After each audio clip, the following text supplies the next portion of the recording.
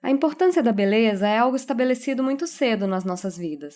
Começa com as meninas saindo da maternidade já com suas orelhas furadas e logo esbarra no conto de fadas com o bordão: espelho, espelho meu, existe alguém mais bela do que eu?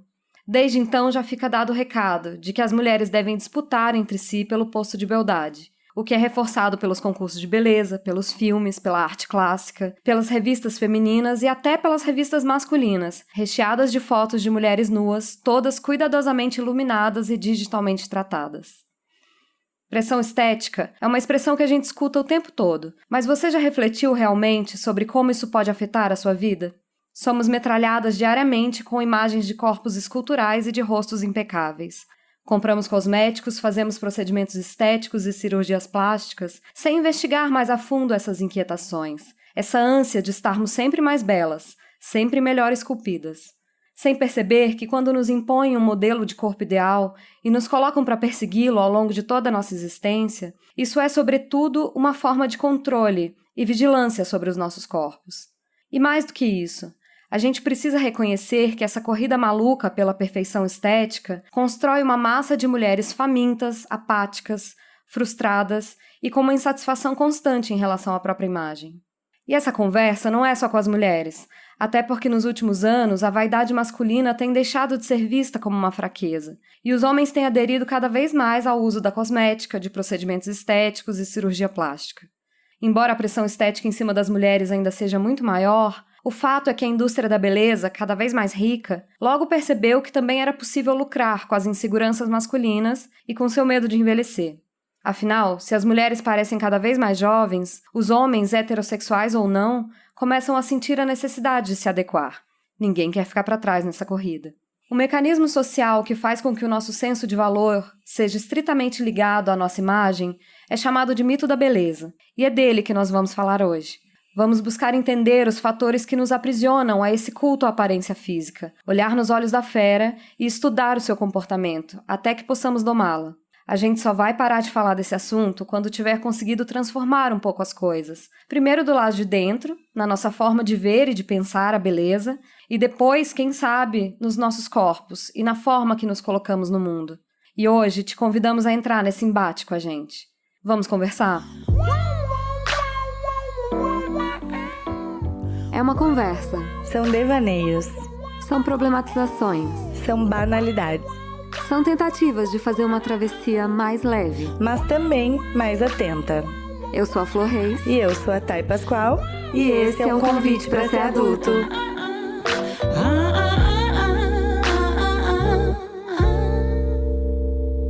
Oi, gente! Tudo bem com vocês? Antes da gente começar hoje, nós queríamos agradecer por todo o carinho que vocês vêm demonstrando com a gente. Tá sendo muito legal e muito bonito construir uma comunidade, encontrar outras pessoas da nossa tribo por aí. E tá sendo muito legal isso lá no nosso grupo do Telegram. Então, se você ainda não tá lá, é só entrar. O link tá na nossa bio do Instagram, @convite para ser adulto. Entrem lá também, nos sigam nas redes sociais e venham participar dessa conversa com a gente. Venham participar da nossa comunidade. E antes de começar, eu também tenho mais um recado paroquial aqui, que é que agora todos os nossos episódios estão disponíveis no YouTube. Então, vou pedir para vocês entrarem lá, seguirem o canal e também indicarem para as pessoas que ainda não escutam em plataformas de podcast, talvez. Agora tá mais fácil, tá tudo disponível no YouTube e aí é mais um jeitinho da gente estar perto de vocês. Então, para começar o assunto de hoje, eu queria fazer aqueles avisos de que é um assunto que gera desconforto na gente, é colocar um pouquinho o dedo na ferida, porque é para falar de padrão de beleza e dos mecanismos sociais que nos impõem esses padrões e como isso afeta a nossa vida, né? É um tema espinhoso e é um tema que eu acho que pega para todo mundo, né?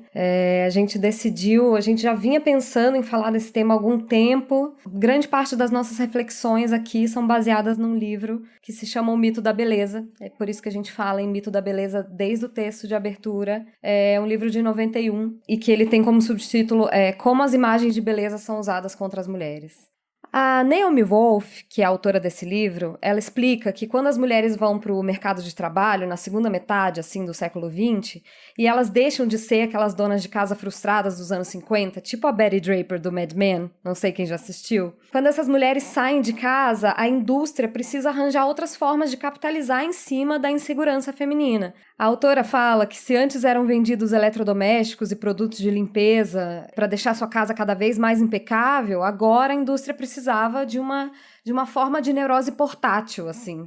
Criar uma nova ideologia que levasse ao consumismo de antes e que as mulheres pudessem carregar essa ideologia com elas para dentro do escritório. E aí veio essa explosão do mito da beleza e desse sistema social que a gente tem hoje, em que a beleza para as mulheres está acima de qualquer outra qualidade.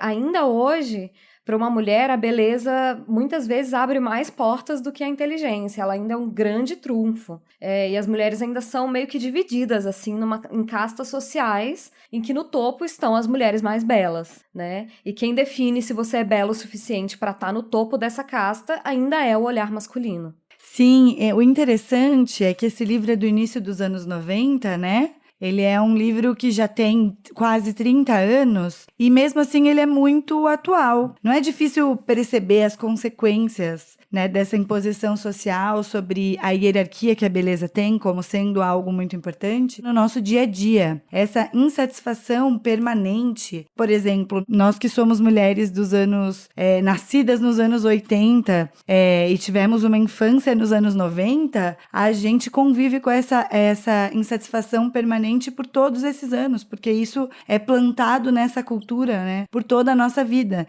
Então a gente tá insatisfeita com o nosso cabelo, a gente sempre quer perder 3 quilos, daí a gente quer clarear os dentes, daí quando a gente vai ganhando mais idade, agora criaram-se novas necessidades do botox, do preenchimento, e daí você tem que ter uma sobrancelha feita por um designer de sobrancelhas.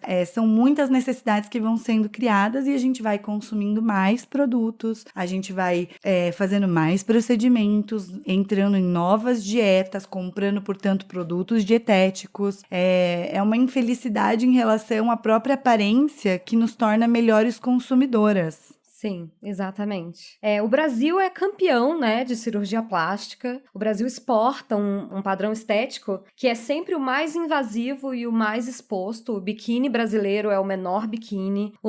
A nossa depilação, a Brazilian Wax, é a depilação completa que não deixa pelo nenhum. A nossa forma de fazer a unha, retirando a cutícula com alicate, os outros países não fazem isso. Então a gente sempre exporta essa invasão cada vez maior ao natural do corpo, assim, como típico brasileiro. E a nossa cultura também nos martelou o mito da beleza na fuça muito fortemente, né? Porque é muita mulher pelada, gente. A cultura da revista Playboy é um troço imenso. Assim, todo mundo cresceu vendo a revista Playboy, aguardando a próxima capa.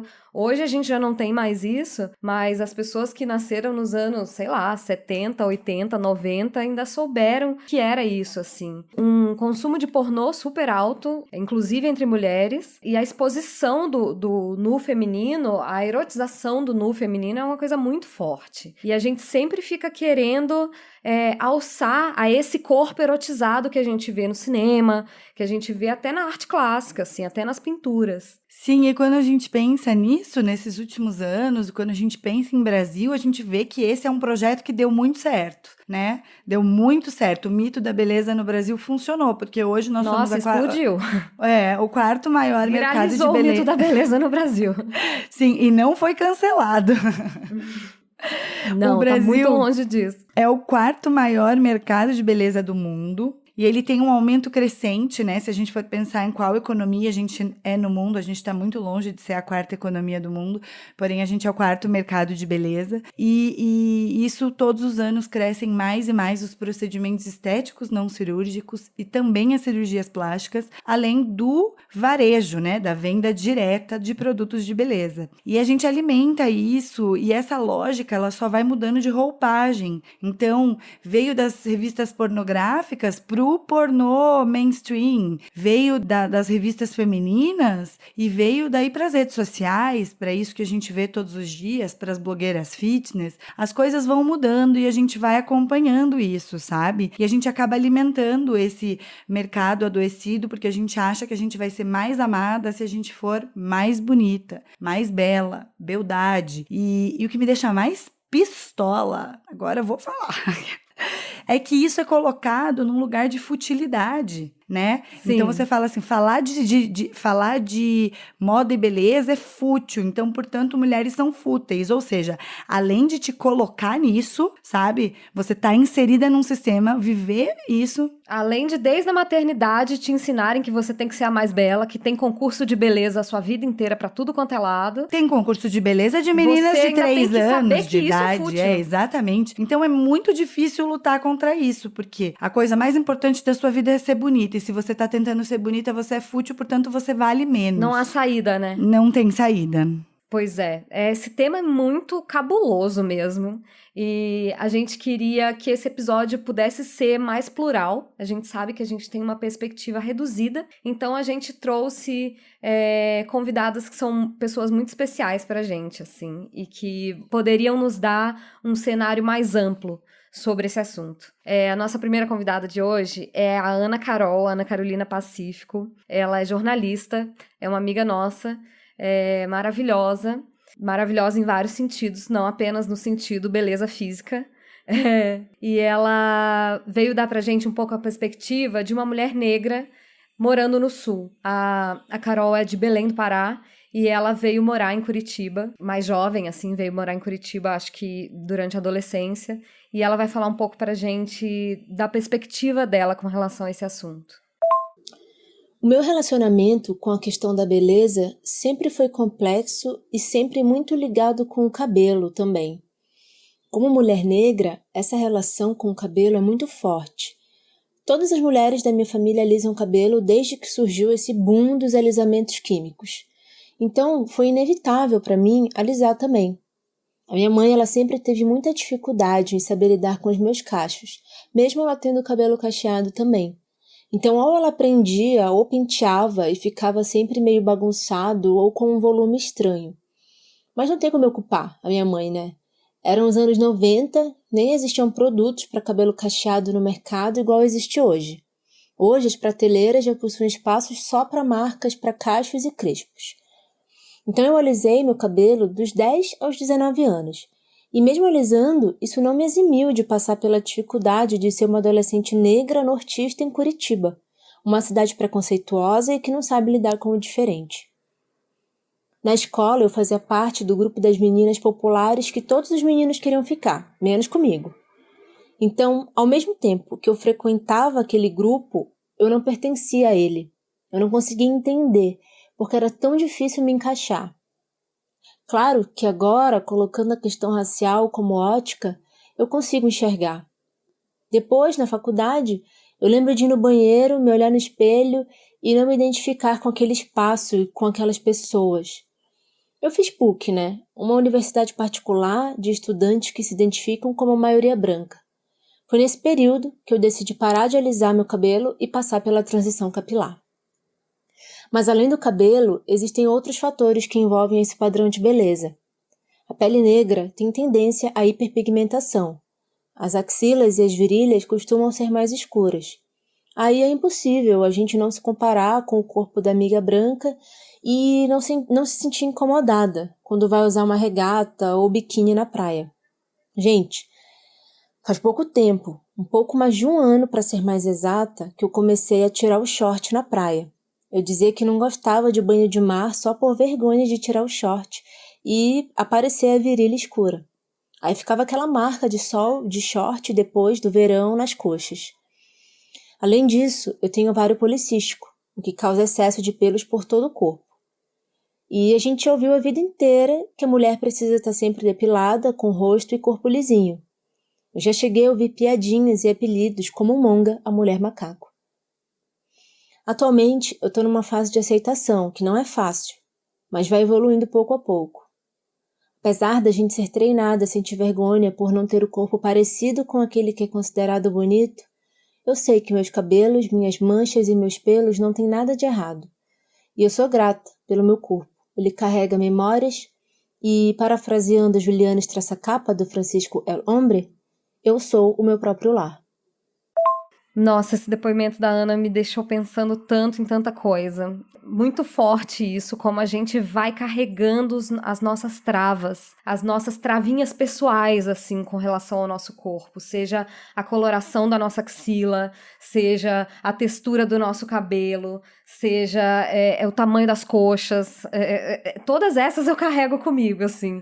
E tô tentando carregar cada vez menos, assim. E eu fico pensando no quanto a gente é mesmo moldada pelo que a nossa época considera normal, né? Montando essa pauta, eu me lembrei de um reality show que eu assistia quando eu era adolescente, que eu adorava, que se chamava The Swan, que é O Cisne. E era um reality show de cirurgia plástica, tinham vários, não era só esse, mas nesse eles pegavam várias mulheres muito feias, caricaturalmente feias, e eles pegavam essas mulheres, levavam para uma casa, um casarão assim, faziam cirurgia plástica, dente novo, trocava o olho, fazia tudo, assim, fazia, assim, cirurgia de cima a baixo na mulher, deixava lá no quarto. Trocava os dentes, né? Nos dentes, trocava os dentes, gente, mudava tudo, assim, era assustador. Colocava ela pra fazer exercício físico, assim, no pós-operatório. E no pós-operatório, o quarto, o banheiro, a casa toda em que ela ficava, treinando e fazendo dieta e tal, não tinha espelho nenhum.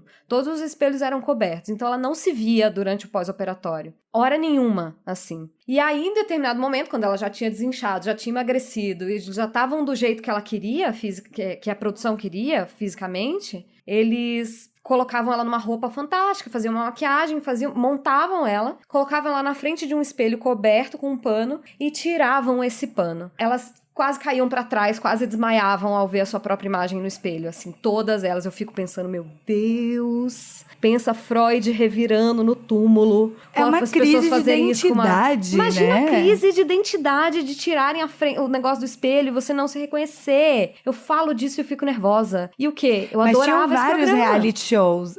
Tinham outros nesse formato. Tinham era uma vários coisa nesse formato insana. e eu não conseguia ver a bizarrice disso. E esse, o Cisne, o The Swan, no final, eles colocavam essas mulheres todas, não sei se eram 10 ou 12, pra competir em um concurso de beleza. Isso pra é o achar fim. a mais bela dela. Olha o grau da bizarrice do início dos anos 2000. Sim. E a gente Tinha não aquele via. 10 anos mais jovem, né? Que a gente falou que também a gente falou pessoa os 10 anos mais ficava jovem. numa redoma de vidro no meio da rua, sofrendo body shaming, que não tinha esse nome, isso é mais recente. Mas era o quê? Pessoas que passavam na rua dizendo, nossa, o cabelo dela é horroroso. Nossa, olha esses dentes, olha esse peito caído. E a pessoa tava dentro de uma redoma de vidro sendo avaliada por estranhos e depois também passava por um makeover. Mas eu acho que é isso que você falou, que existem tantas camadas, porque cada pessoa vai bater de um jeito diferente. Então a Ana trouxe aqui algumas questões bem específicas, né? Porque você é avaliada desde a quantidade de pelos que o teu corpo produz, até o formato do teu rosto, a tua altura. Agora, o formato do teu rosto, você nasceu assim, é estrutural, mas existem cirurgias para você alterar o formato do teu rosto, né? E vão inventando cirurgias cada vez mais fáceis, como a bichectomia, por exemplo, que você faz num consultório de um dentista. Então, assim, não sabemos quais são as consequências dessas coisas a longo prazo, mas vão gerando desejos na gente de mudança. A minha questão pessoal sempre foi o peso. De todas essas camadas, o peso foi o que mais permeou a minha vida, assim, porque pra mim a beleza estava atrelada a uma necessidade de ser magra. Eu me lembro, assim, eu acho que existe muito, né, até nós trocando pra esse episódio e eu conversando até com a minha terapeuta, porque eu levei isso pra minha terapeuta, eu sei que você me ouve, um beijo, Ana, estamos juntas, mas a gente conversando sobre esse assunto e a gente tem que falar do meio em que a gente estava inserida, né? E no meio em que eu estava inserida, principalmente aqui em Curitiba, eu lembro que eu tinha uns 15 anos, porque eu mudei pra cá com 14 anos, eu tinha uns 15 anos, eu fui passar férias em São Paulo, né? E quando eu voltei, eu tinha emagrecido bastante. Mas assim, eu acho que eu não pensava muito sobre isso nessa época ainda, sabe? Talvez eu pensasse, mas não desse jeito, assim. E quando eu não tinha percebido que eu tinha emagrecido, assim, só que eu era uma adolescente magra, eu fui uma criança magra, eu era uma adolescente magra. Mas quando eu cheguei, eu lembro que eu fui muito elogiada. Nossa, como você emagreceu, o que você fez nas férias? férias. E eu pensando, não fiz nada, né? Eu, tipo, tava passando férias na casa de uma amiga minha, em São Paulo, minha amiga de infância. E aí eu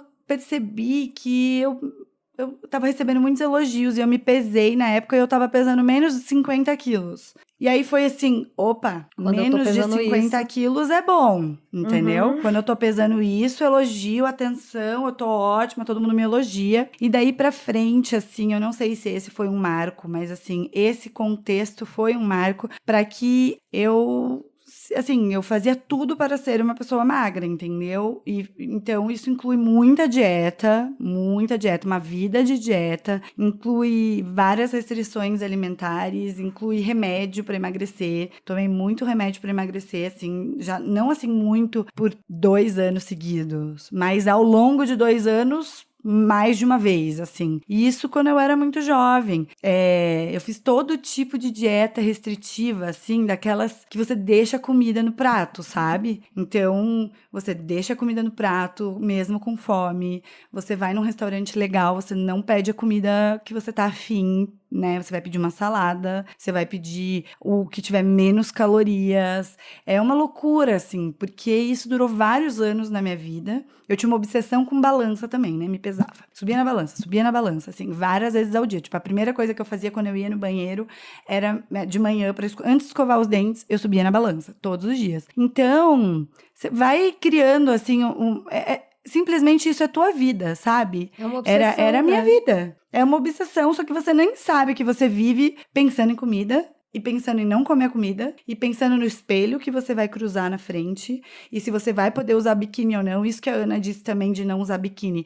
Hoje eu vejo, né? E o mito da beleza diz, inclusive, o quanto o verão é uma questão. Sim. Então, tipo assim, você comeu no inverno, então você vai se ferrar que você não vai poder usar uma roupa legal no verão. Você não vai poder mostrar teu corpo no verão. E aí vem esses projeto verão, não sei o quê. Verão sem canga. Ai, Sim. gente, pelo amor de Deus, né? Tipo, Né? quando eu vejo um negócio desse hoje em dia, eu fico revoltada. Verão sem canga é todo verão. É o verão que Sim. você quiser andar sem Não, canga. é muito louco, e é muito louco isso, porque realmente nós fomos uma geração de adolescentes. Eu espero do coração que as adolescentes não estejam fazendo isso do mesmo jeito, mas não sei, acho que talvez estejam. Nós fomos uma geração que passou fome. Sim.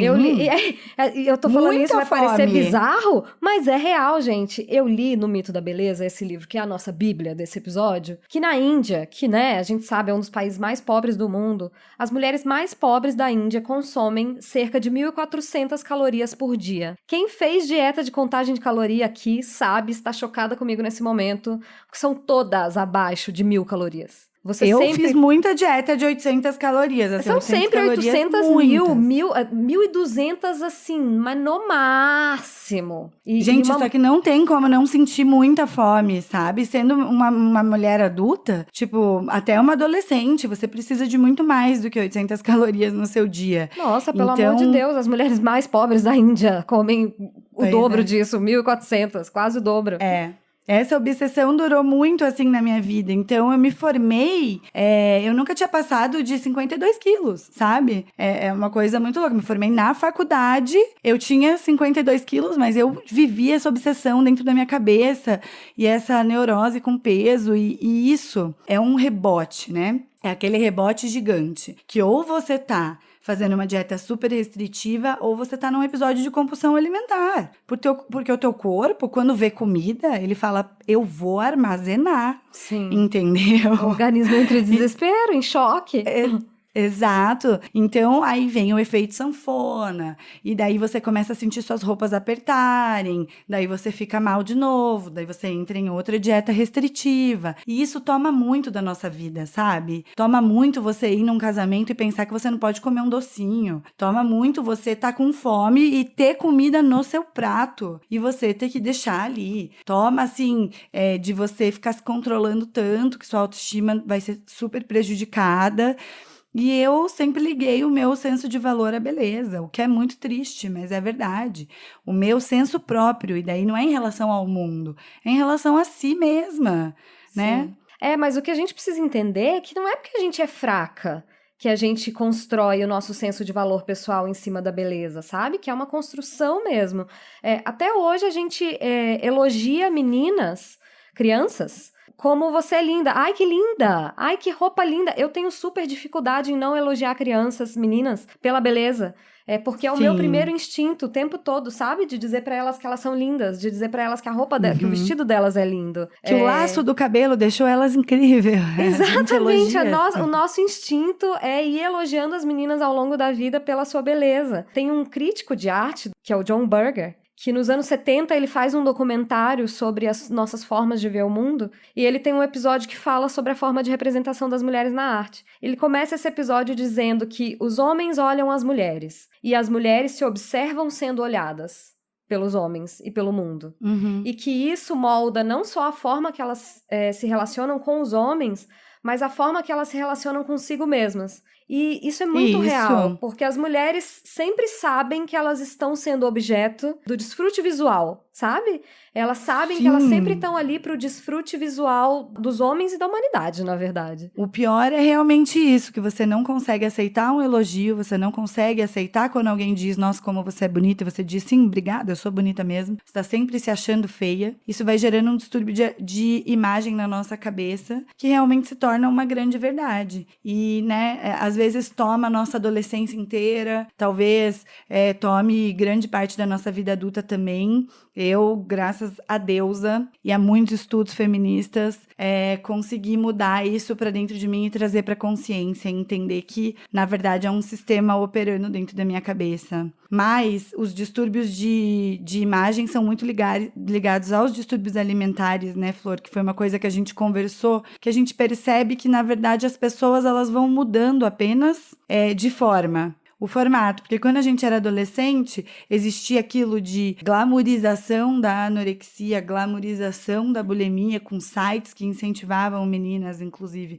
a fazer essas práticas de tomar laxante, induzir o vômito, parar de comer, né, dormir várias noites sem comer nada, apenas tomando água. E uma estética de mulheres esqueléticas, né? Era uma magreza esquálida, mas daí isso mudou para o quê? Para as blogueiras fitness e pior, eu acho que o pior de hoje é que isso vem travestido de saúde. As pessoas acham que uma imagem de uma blogueira fitness, de uma pessoa sarada é saúde, quando na verdade talvez ela não esteja enfiando o dedo na garganta, como era muito propagado, mas hoje ainda tem muito, mas diminuiu, eu acho. Então, assim, a gente tem que prestar atenção que isso... É só o mito da beleza tomando outra forma, se disfarçando. E como é uma neurose um pouquinho mais sofisticada, né? É um pouquinho mais sofisticado do que enfiar o dedo na goela, a gente tende a achar que tá ok, sabe? Que vomitar não pode, que deixar de comer não pode, mas que comer um brigadeiro e correr pra esteira na sequência e fazer esteira pelo tempo exato, que queima o número de calorias exato do brigadeiro, a gente acha que isso é normal. Gente, não é normal. Não é normal viver, né, viver como máquina, sabe? Viver nessa esfera de sacrifícios e sacrifícios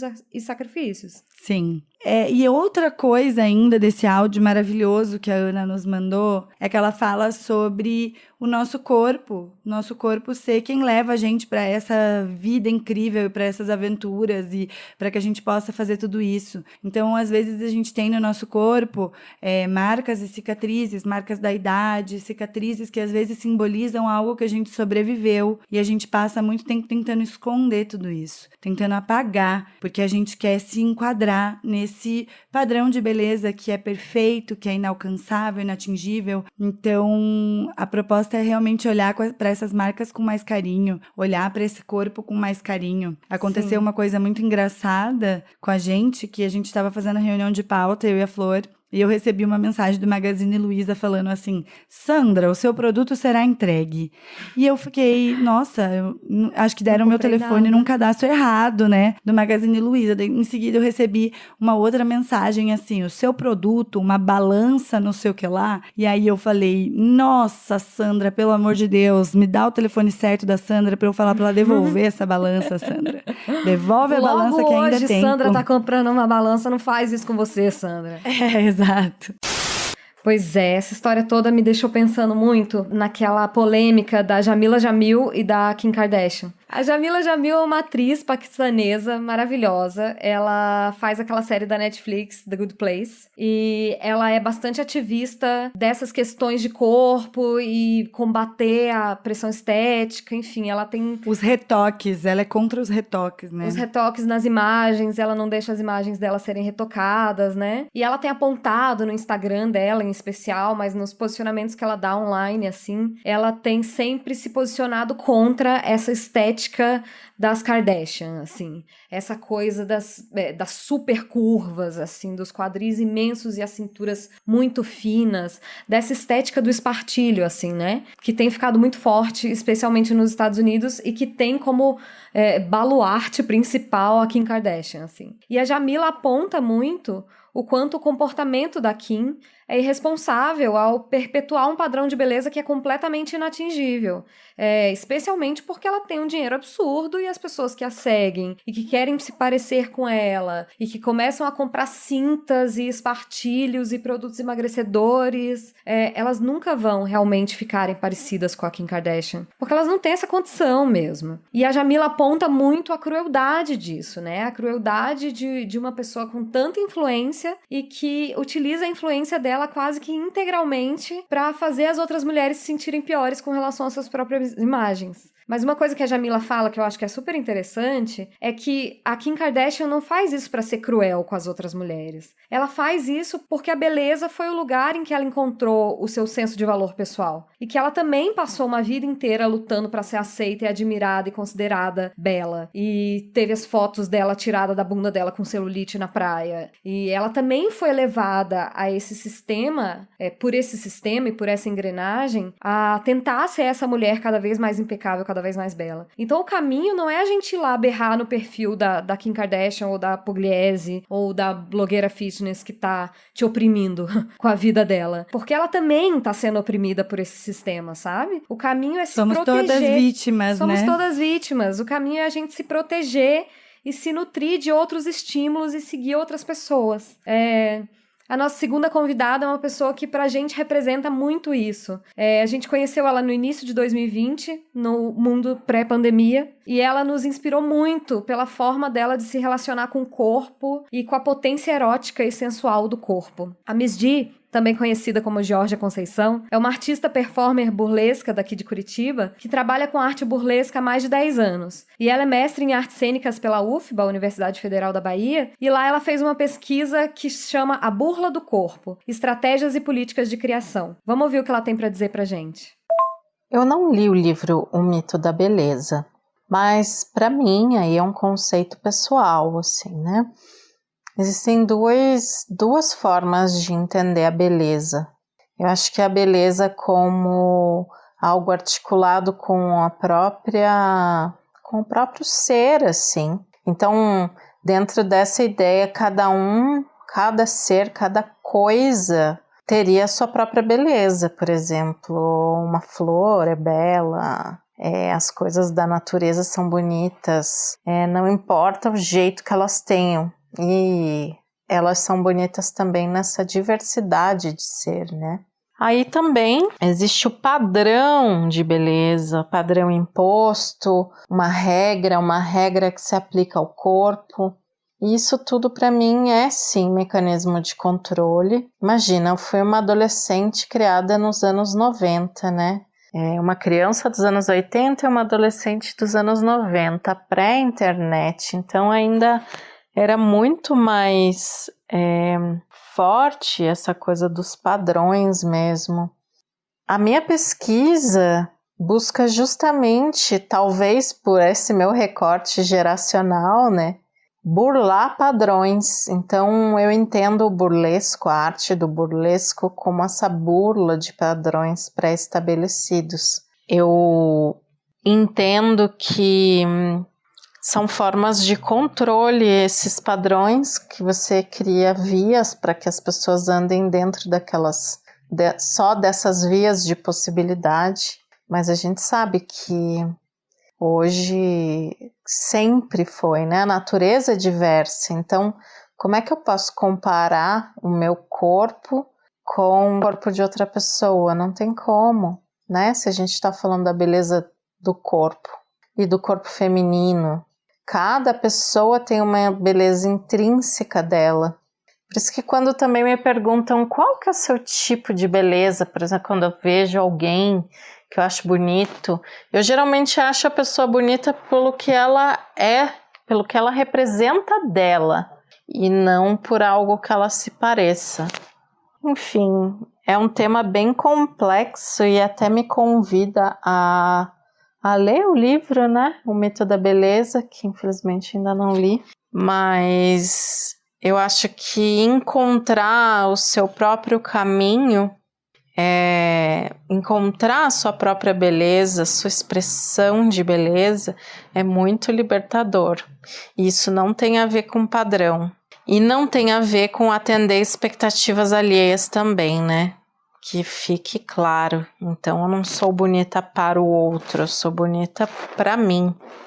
Porque é a expressão da natureza. A beleza é uma expressão da natureza e ela tá em qualquer etapa da vida, em qualquer momento, em qualquer corpo. É isso. É maravilhosa essa fala dela, né? Eu acho que resume tudo, assim. Eu acho que o mais injusto do mito da beleza é que é uma coisa que não tá sob o seu poder, assim, sabe? Porque, claro, a gente faz coisas pra melhorar, pra ficar mais bonita, coisas que te deixam melhor, mas, assim, ser bela ou não, ou você nasce bela ou você não nasce bela. Não é algo que você pode se modificar, melhorar e tal, e se transformar, né? Tava lá o The Swan, que não me deixa mentir. Mas, assim, não é algo que tá sob seu controle, não é uma coisa que você desenvolve. Eu já falei aqui no podcast antes, das aulas de funk que eu tô fazendo aqui na quarentena, e a chefona, que é a professora de funk, ela me chamou a atenção para o fato de que a beleza no padrão eurocêntrico é uma beleza das formas estáticas, sabe? Ela é retratada em pinturas, em esculturas e na fotografia. Ela é uma beleza paradinha, estática. E na cultura africana, a beleza está muito mais ligada à habilidade. Uma mulher bela é uma mulher que dança bem, que se move de forma graciosa, que tem gingado. Não é uma coisa que ou você nasceu com ela ou adeus, sabe? É algo que é passível de desenvolvimento, de evolução. E eu acho que é muito mais justo, sabe? Porque é muito mais genuíno, é muito mais real do que uma beleza estática, né? Olha, eu ouvindo a Miss Di, assim, e lembrando muito da nossa experiência com ela no começo do ano, a Miss Di apresentou o Capitu, o nosso grupo de estudos, né, feministas, esse ano ela fez a abertura e ela fez uma apresentação pra gente, só tinham mulheres no recinto, assim, uma apresentação burlesca, foi muito bonito, assim. Eu fico pensando, assim, o que aconteceria com o mundo se a gente parasse de se odiar? Porque tudo isso que a gente tá falando hoje é para que a gente entenda que esse é um mecanismo para fazer a gente se odiar, para a gente consumir mais, para a gente ter uma autoestima baixa, para ir para o mercado de trabalho com essa autoestima baixa e não ter condições de disputar salários melhores, cargos maiores, oportunidades na política. É justamente um sistema. Então eu fico pensando o que aconteceria se a gente parasse de se odiar. Porque assim, eu queria dizer uma coisa para você que está nos ouvindo. Se você já deixou de ir em algum lugar porque você achou que você estava feia, porque você estava se sentindo feia naquele dia, ou se você chegou em uma festa, tipo festa de família, assim, alguém falou, nossa, como você engordou, e aquilo acabou com a tua noite, porque isso já aconteceu comigo muitas vezes, sabe? Eu queria dizer que isso não é normal, sabe? Não é normal a gente ficar triste porque a gente recebeu algo que não foi um elogio, porque eu não sei, é difícil, é delicado dizer isso, mas em relação ao corpo, essa invasão do corpo que o outro vem, normalmente não é elogiosa quando a pessoa faz isso, né? Então, não é normal, a gente não pode normalizar esse sistema que faz a gente se sentir insuficiente, né? Porque a gente permite precisa as se sentir pessoas bonita. serem vigilantes sobre o nosso corpo, né? Ou vigilantes do peso. Gente, é errado vigiar peso alheio. Tá errado. Tá errado. E porque assim, olha, é muito triste, mas eu me lembro, recentemente, isso deve ter uns 3 anos talvez, no máximo, uma menina que era blogueira, muito jovem, muito mais nova do que a gente, já de uma outra geração. Ela teve câncer de estômago e ela emagreceu muito. O nome dela é Nara. Quando a Nara apareceu nas redes sociais depois de um sumiço, porque ela estava internada em tratamento, as pessoas começaram a perguntar qual era a dieta dela. E ela tinha feito um post dizendo que ela estava com câncer, ela estava estava sendo alimentada por sonda, sabe? E ninguém teve a sensibilidade nem de ler, nem de entender a história e foram perguntar realmente o que ela tinha feito para estar tão magra. Então, às vezes, quando você acha que você tá num tom elogioso... Num tom elogioso, ou mesmo falando pra pessoa que ela tá magra demais, será que ela não tá doente porque ela tá muito magra? Porque, assim... E se ela tiver, sabe? Cabe a você apontar esse dedo? Exatamente. Você não sabe o que a pessoa tá passando ali do outro lado, às vezes, pra ter essa mudança do corpo. Então, eu acho que é um bom exercício a gente não... falar sobre o corpo do outro, sabe? Isso que a Miss Di falou sobre entender o que é beleza pra você, né? Se desapegar desse conceito que a gente tem de beleza, que é sobre como o outro nos vê, e aí pensar sobre como a gente se vê. Como eu já falei da minha psicóloga hoje aqui, quando a gente estava conversando, ela me falou, o que é beleza pra você? E na hora eu disse assim, mas beleza pra mim ou pros outros? Porque a forma como eu vejo beleza em mim é uma, e a forma como eu enxergo nos outros é outra. Porque a gente é feita para ser autovigilante. A gente é feita para ser esse juiz de si. Mas eu refleti depois disso sobre o que é beleza para mim. E tem muito a ver com energia de vida, sabe? Com vitalidade. Com uma pessoa que me passa energia quando aquilo é sentido. Não tem a ver com a beleza. Isso também tem a ver comigo. Eu me sinto bonita nos dias em que eu estou energizada, sabe? E isso é muito subjetivo. Não tem nada a ver com um formato de rosto, com uma altura, com um tamanho de bunda. E aí eu queria saber, Flor, o que é beleza pra você? Olha, o que eu tinha pra dizer é super relacionado a isso.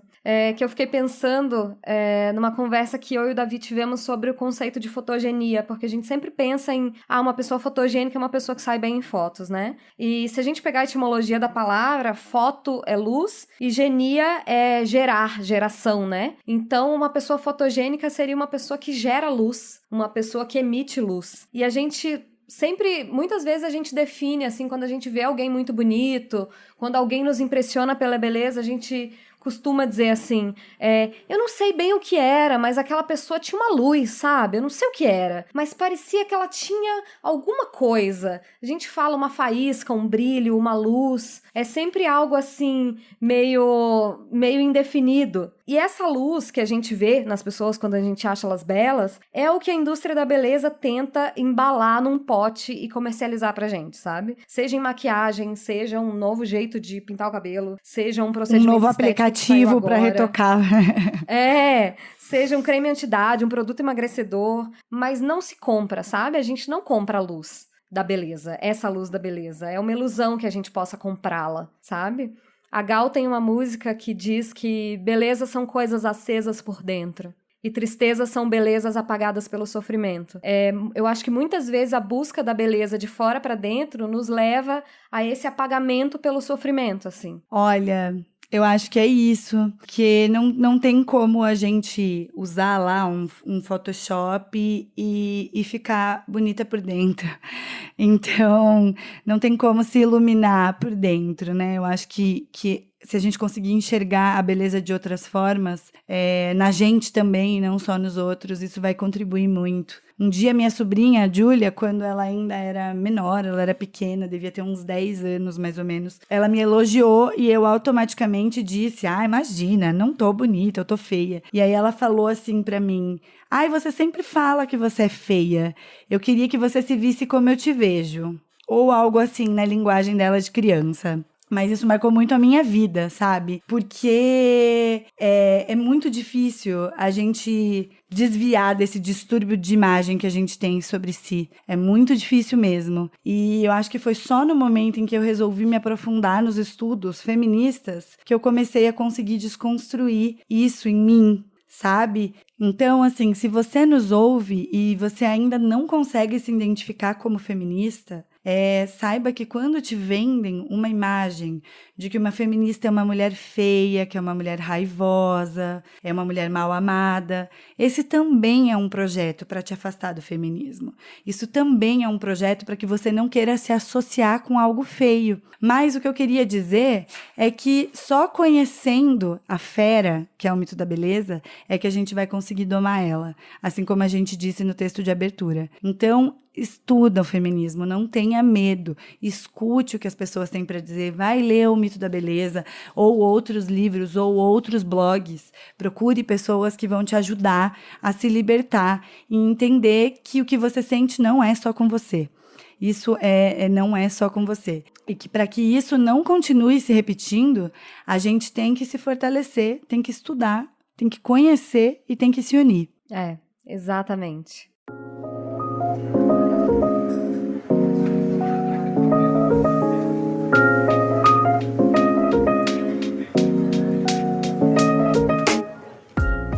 Então vamos lá para as nossas indicações. Hoje a gente teve muita coisa para falar e a gente também tem muita coisa para indicar. A indicação número 1, claro, é o Mito da Beleza, da Naomi Wolf. Eu também tenho uma conta no Instagram de uma pessoa seguindo essa vibe, assim, de vamos seguir gente melhor, vamos seguir gente mais real. Vocês provavelmente, bastante gente já deve conhecer, é a @alexandrismos. Maravilhosa, que tem uma postura de body positive total, que quebra, eu acho muito importante a gente não rolar o nosso feed só ter corpos no padrão, corpos malhados e sarados, e ver reflexões mais reais, assim, sobre corpo, sobre vida, e eu adoro seguir a Alexandra. Tem um vídeo que eu falei lá no meio da nossa conversa, que é um episódio de uma série dos anos 70, feita pelo John Berger, que é um crítico de cinema. É o episódio 2 dessa série, que se chama Ways of Seeing, que tá no YouTube, a gente vai deixar o link disponível. É muito legal. E eu também trouxe indicação de perfil, né, mais saudável. É uma nutricionista que fala sobre relação mais saudável com a comida. Também é contra as dietas restritivas. Ela é maravilhosa.